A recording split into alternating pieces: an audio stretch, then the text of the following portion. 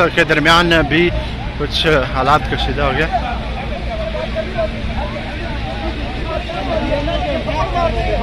नहीं ये तो नहीं होता ना यार।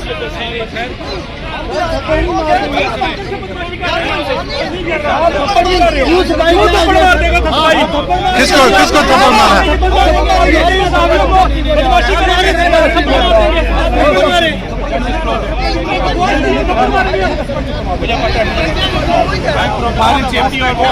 ये SP रुखसार साहब हैं, इन्होंने मीडिया के कारकुन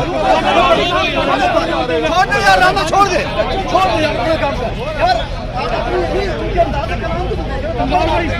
हर कोई अपने घर से रोटी खाता है, हर कोई अपने घर से रोटी खाता है। भाई क्या हुआ है? हुआ क्या है? चलो